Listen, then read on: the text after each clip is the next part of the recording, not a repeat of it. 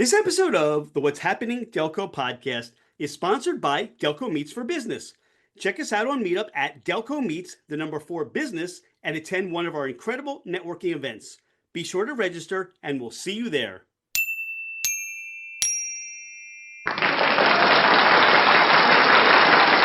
What's happening, Delco? I'm Rich Shane, and welcome to the What's Happening Delco podcast. Today I'm joined by Bryan Shrouds of Seniors Helping Seniors Delco. Bryan, welcome back to the podcast. Thanks, Rich. It's great to be back. Now, you were a guest, episode 95. That goes back to April 4th of 2024, 2 years ago. And if anybody wants to go back and hear more about the origin story of Seniors Helping Seniors Delco, that's a great listen. But what we're going to talk about today is your journey. 2 years from starting a company, being an entrepreneur, the ups, downs, highs, lows, the stories and the people that you've been able to help and change lives with. So what's been going on in the last 2 years, Bryan? Just saying that's really hard to believe because we literally launched right about when we did that podcast. So it's quite,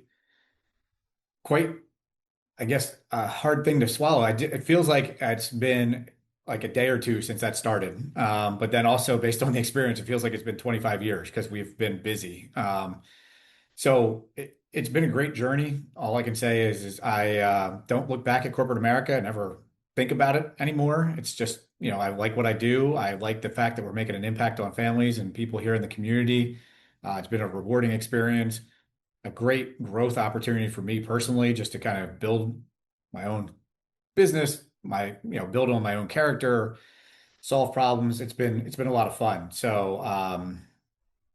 I'm excited to kind of talk about some of the things we've done and where we've been. All right, before we do that, let's go back a little bit because somebody may be, walk in, they may be at the gym, they may be in a car, and they say, episode 95, I want to listen now. What is Seniors Helping Seniors Delco? So Seniors Helping Seniors Delco is, what we do is in our name. That's what I always say.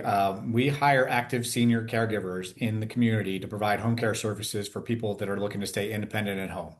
So how we're different than most home care services is our staffing. We are looking for mature caregivers, so mostly 50 and above. Our workforce is probably in the early 60s on average. And what we want to do is we want to provide those home care services and let people stay independent, but we do it by trying to match them up with caregivers that are in their generation, people that they can relate to in a different way. So we find that a peer-to-peer connection adds an intangible that other agencies can't provide. So when we have folks that have things like dementia, Alzheimer's, things along those lines where there's cognitive, issues, somebody that can really relate to them, who has shared life experiences, has gone through a lot of things in their lives, and can connect to them on levels from things in their past is really a great benefit to our client. So that's really what we strive for. We do more matchmaking. We're not trying to turn people's doors into revolving doors. We want people that are going to get together, build relationships, and that's where we really set ourselves apart. And so witnessing that over the last 2 years has been a very rewarding experience for me. There's just times where, we've matched people. Like I had an Army guy that lived at home, had a wife, had a daughter live there. The daughter said to me, even the dog is female. He needs some male companionship. And so we were able to get a guy that was ex-Navy. They got together. They had worked in the Navy Yard with different families, but people that they knew. So they had that connection because they were there around the same time, even though they didn't know each other. But that started to bring him out where he could actually start to talk about these things and have a little bit more personality that he was just kind of sheltered with when he was around the ladies. So it's those types of things that really make what I do day to day rewarding. And those are the types of things that I love about what I do nowadays. See, those are the stories that really connect me. It helps me understand exactly what Seniors Helping Seniors Delco does. Do you have any more stories like that? Any experiences, things that you can share that over the last couple of years ago, wow, when I set out to leave corporate America and get involved and start this job and want to change people's lives and make a difference, I didn't expect to see that happen. There's a lot of those. So, we've had just trying to make impact on certain people too. So this, for Seniors Helping Seniors, it's not only about helping seniors stay independent, but it's providing quality job opportunities for seniors as well. So one of the second class I ever had, I had a woman who was an accountant by trade. was, I think, 65 at the time. Nobody wanted to hire her because they didn't want to have to train her on systems. And I don't know how well you know accounting, but debits and credits haven't really changed over the years. They go back quite a ways. But just because she was older, they wouldn't want to hire her. She had family experience. Her family, mom, dad, both had chronic illnesses, big problems. So she dealt with that for 15 years. And when I spoke to her, in the interview process, she was like, "Well, I don't really know if I should do this or not." I was like, "Hey, look, I came from a banking background, and here I am doing this. So, like, if I can do it, you can do it." And now she's been with me she's one of my longest tenured employees. We are doing a caregiver highlight this month of her.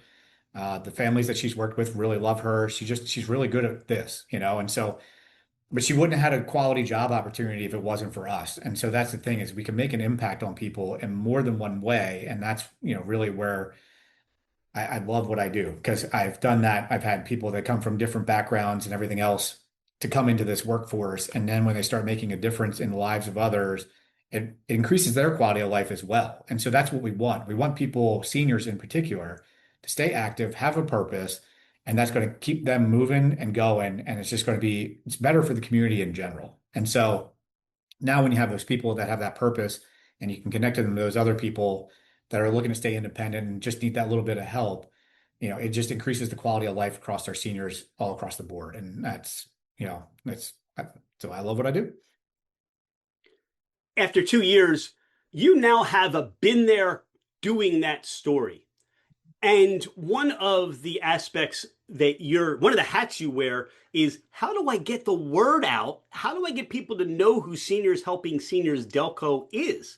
What are some of the things you've learned and what are the things you have in place now to generate that awareness, to help people know what you do and how you help people?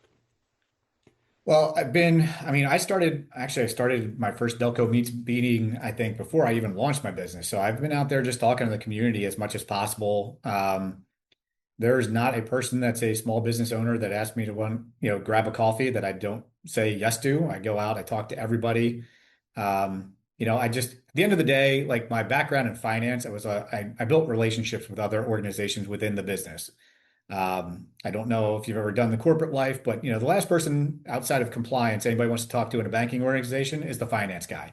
So, I kind of got used to rejection and not wanting to be talked to because it's like, oh, here comes the finance guy. They want something. So I just always try to build relationships, get to know people for who they are, what they do, their families. I don't ever go in asking for a sale. I don't look for referrals. I'm just trying to build relationships. And so I think when you take the approach of just getting out there in the community, talking to people, being genuine, letting them know that you exist, not asking for anything, I think that goes a long way. I set out with the goal of within 3 years, I would have kind of a referral network. Um, and as I've gone through, that's kind of been my mentality is don't ask for business. It'll come in time. I was kind of inspired by a book called The Go Giver, where you go out and you actually try to find stuff for other people. And that's really what I've been focused on is how can I be an asset to other people? What can I do for them? And then, with business comes my way, it comes my way. Our business is not a transactional business. So I'm not like you know, a printer, HVAC, where it's like we're going to come and do one thing and then we're done. Ours is a relationship business, so you have to have trust. You have to have people that believe you are going to do the best for them. So I've been trying to just kind of get out there, kind of showcase who we are, what our goal, our mission is. I really do believe that our mission is it's more mission based, right? It is really about helping seniors all across the board. And I figure, when people hear about it, the business should speak for itself. And so that's just been my mentality as I've gone through it. I'm working on my way up to 3 years. Referrals are starting to come our way because I think people do understand how we're different. That I'm not a salesperson. I'm just kind of a guy trying to do the right thing. And now that they've seen us in action, I mean, our caregivers are the story. Our caregivers are really what it's all about. So the more I can highlight them, I think the more we're going to get interaction with the community. And we won Best in Delco. We were nominated by the Delco Times for Best of Delco. I think people understand how we go about doing this differently. And I really am focused on making sure that we do things the quality way. Again, not a revolving door. We're not sending people for the sake of sending them. We want to build the relationships. We want to make sure that we're doing the right thing by families. I don't tolerate, no calls, no shows like other agencies do. We're just very, very adamant about making sure that our brand and our quality is higher and above the field. And I think that's what's starting to set us apart. So, just like I said, trying to stay consistent in the community, talking to people, and then let the brand speak for itself because our caregivers are a different breed. I think that generational gap makes a big difference. And they do, they really set the tone. And so it's just letting people know who they are and why we are one of the best in Delco. I think one of the key attributes about you, Bryan, is that you're a sponge. You're always looking to learn and learn more. How can you level up? How can you do better? And over the last couple of years, I'm sure that Seniors Helping Seniors Delco has had some challenges. And that's where we learn. We learn in the trough. We learn in those experiences. What are some of the things either you didn't expect to have that experience of, or what are some of the things you've learned as a business owner or just relationship building that kind of said, wow, I really learned from that? Well, as a business owner, I think one of the things that I learned, so as I mentioned, maybe mentioned before, is I was a finance guy. I worked in banking, strategic planning, so my job in the business was always about control, making sure things were operating the right way. So when I came into starting a business, I came in with a finance mentality. So everything was driven by the P&L, like, here's my expenses, my revenues, blah, blah, blah. And I did this by myself for a good year. And built the business, got pretty good. We were doing well. I hired somebody, and then business doubled in a very short period of time. And so then, as I kind of continued down that path, I started to hire some more people, but then we started to have some losses. One of the unfortunate parts of my job is I do deal with death on a regular basis. We had some of that happening at the same time we were trying to bring on new business. So the business kind of hit a plateau, so to speak, on a revenue basis. And I just hired all these new people. But in order to really get the business to grow, I've really kind of looked inward at myself and said, okay, where are my weaknesses? Where can I make the business better? Where am I holding the business back? And that was kind of a hard thing to do. Say, take the finance guy out of this, really start to figure out how do you want to run this business? What's the best for the business? Take yourself out of the equation and start investing in what the business is going to be. And so I think that was one of my big learning things here in the last year to 6 months, about how to really grow the business is. And so what I've really focused on is I built a team now and I'm starting to delegate things to the team. That's been hard because I'm more of a kind of a, what do you call it? A self-contributor, solopreneur, but it's really about building the team and putting the pieces in place that can complement what I do well with their skill set. And so like I've really reflected on it. What are the things I can't handle as a business owner, or that would be better suited for somebody that does this at a higher quality? And so with the team, obviously there's a whole new dimension as to, how you manage that, how you lead. I've been a coach for many years, so I'm used to kind of coaching and leading that way. Never really thought I would ever apply that in the workforce, so it's been kind of a learning experience as to how to manage a team, how to build the business. There's your business has evolution, right? So that first part was get it off the ground, figure out processes, get customers. Now it's like, well, how do I make it better? How do I increase the quality? And how do I expand? And so that's where I am now, is in kind of this growth phase. Not only learning to be a leader, but then learning how to build the business at a different capacity than I was doing it before. So that's, I mean, as you mentioned, I kind of like to, I'm a sponge. I've been reading books on leadership, on who, not how, what types of things should I be looking at now, reflecting on myself and what I should be thinking about and how I should do it. And really just putting that finance guy in the box, letting him stay over there and thinking more like a CEO. So that transition's been interesting. It's challenging, but it's been interesting. And I really like where it's going, even though, the finance guy's still chirping in my ear, but I'm trying to keep him quiet. What you communicate trust, you communicate integrity, and the level that you go to make sure that the people involved are at a high level.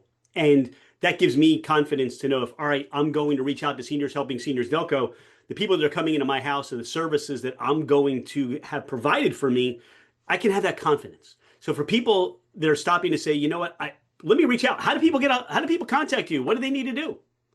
Well, you can find us online.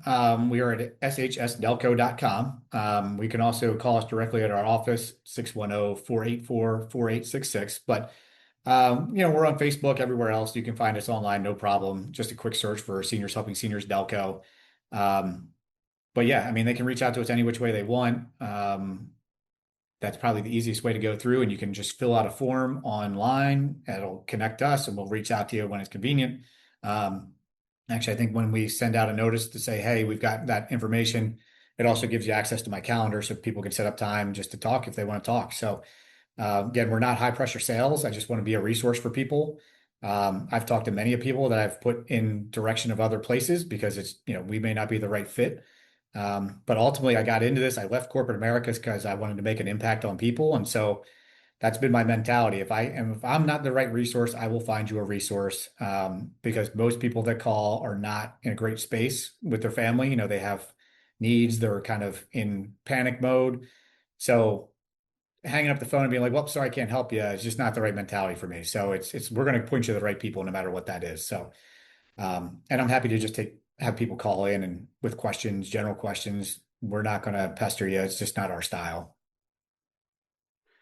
If you're curious about Bryan's cheesesteak craving and what he would order and pizza and all those things Delco, go back to episode 95. Unless, Bryan, has something changed for you? Maybe a new restaurant or something you discovered in Delco that you're like really hot on and letting people know about? Well, I'll tell you what, through networking, I've met a couple people and somebody introduced me, and I'm totally forgetting the name of what the place is. Right down the street here. It's a sandwich shop on 452 behind the Chipotle. And it's a little rinky-dink place in the shopping center there across from the hockey rink, basically. But oh man, they got some crazy good sandwiches. I just don't remember the name of the place off the top. Well, Wolf's. It's Wolf's Sandwiches. Ridiculous sandwiches. They are so good. And they make them huge too. So like I can't eat a whole sandwich in one sitting. It's usually like two meals. But I got the oh crap, what is it? It's like a cheesesteak with a dill pickle fried on top. Ridiculously good. I've heard good things about Wolves, so thank you for interjecting that into the conversation. Bryan, is there anything we haven't spoken about today on the podcast? Anything you want listeners to know more about you or more about Seniors Helping Seniors Delco? At the end of the day, Seniors Helping Seniors Delco, like I said, we're very mission based. We're there to help people in whatever capacity that could be. So happy to talk to anybody if they just have questions, if they are looking for resources. We've helped people find retirement communities. We've helped people find hospice. We've helped people find whatever it is they need for their individual family situation. If we can be a help, I'd love to help. We cater to everybody's family's needs. So we really try to specialize in making it custom based on what families want and need. We're not trying to do too much. It's really about, again, I got out of corporate America with the sole goal of making an impact on my community. This has really given me the avenue to do that. And so if there's something we can do in any capacity, I mean, we're there to help regardless of what it is. So no task is too little. We're happy to help in whatever way it is. And if it's just a simple conversation, give us a call. Bryan, thank you so much for being a guest again of the What's Happening Delco podcast, this special episode. We really appreciate all that you do in the Delco community. And I think making people have that comfort of staying in their home, the making part is that you alleviate stress, you alleviate anxiety, and you create a world for them of peace of mind. So thanks for all you do. We will look for you out and about at Delco Meets for Business and all those other places, and can't wait to hear in 2 years the next success story. I can't wait to tell it.